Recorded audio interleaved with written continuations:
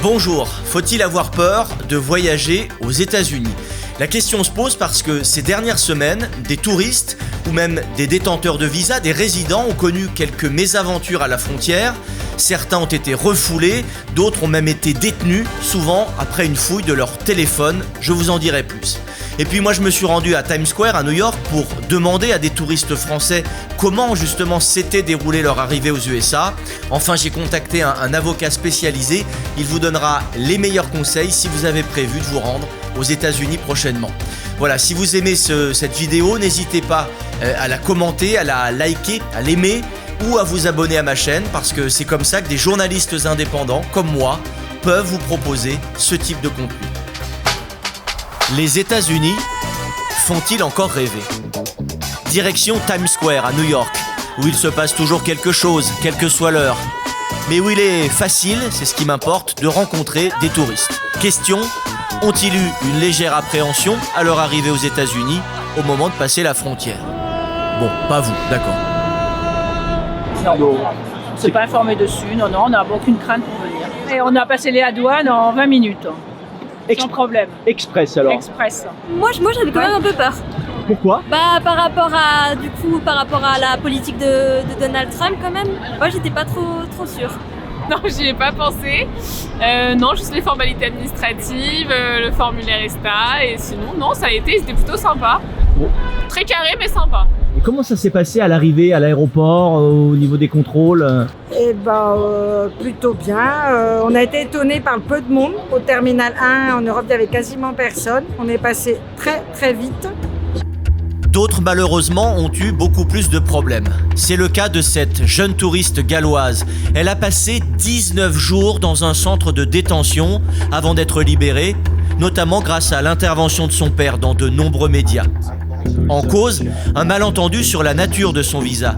Becky Burke, c'est son nom, réalisait pendant son voyage via une plateforme des heures de ménage ou de garde d'enfants en échange d'un logement, c'est très courant. Les autorités américaines intransigeantes ont considéré qu'elle avait besoin d'un visa de travail. Cette comédienne canadienne a elle aussi été détenue et non pas simplement refoulée, elle aussi pour un problème de visa. There was no heads up. Next thing you know, I'm taken. And for 2 weeks, haven't been told anything, moved in different cells, sleeping on cement, sleeping in different jail cells. Like, it just, nothing makes sense to me. Enfin, un chercheur français du CNRS a lui été refoulé à la frontière. Explication donnée par le ministre de l'Enseignement supérieur Philippe Baptiste. Son téléphone contenait des échanges dans lesquels il exprimait une opinion personnelle sur la politique menée par l'administration Trump en matière de recherche. Alors c'est une version qui est contestée par les autorités américaines. Mais ce qui est sûr, c'est que l'ordinateur et le téléphone de ce chercheur ont été fouillés. D'autres cas comme ça ont été également reportés. J'ai donc demandé à un avocat spécialisé en droit de l'immigration quels étaient les droits et les devoirs d'un touriste muni d'un ESTA, notamment pour ce qui concerne la fouille de son téléphone.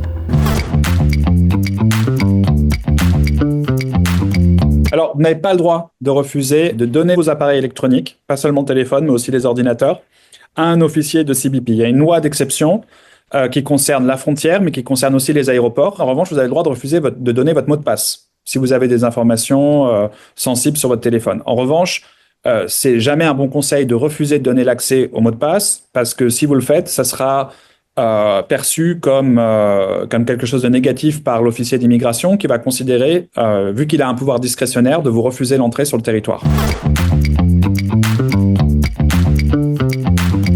Surtout, restez calme, restez coopératif. L'agressivité, clairement, peut aggraver la situation.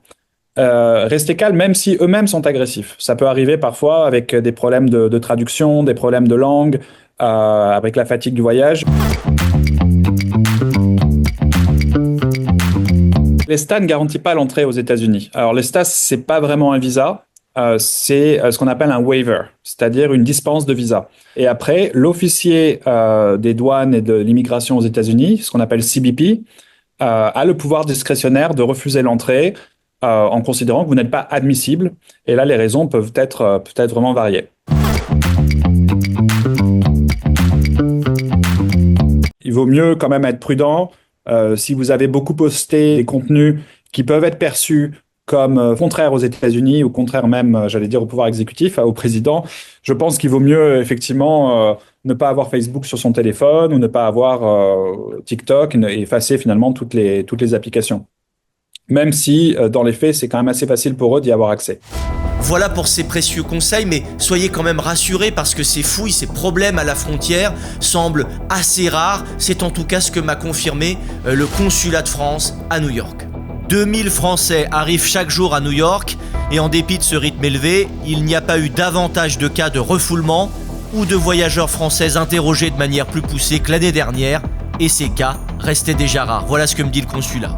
Voilà qui est clair, mais revenons à New York quelques instants, parce que quelque chose m'a frappé en discutant avec des touristes français. Ils sont nombreux à m'avoir dit la même chose que cette dame. Il n'y a pas de touristes quasiment. Tout ce qu'on a fait, il n'y a aucune queue nulle part. Que ce soit sur les bateaux, à l'Empire State Building, au Guggenheim, au Met, enfin, il y a de la queue nulle part. Et puis on a accès aux œuvres, à tout très très facilement. Ouais. Alors, que disent les chiffres ? New York, les États-Unis plus largement sont-ils désertés par les touristes ?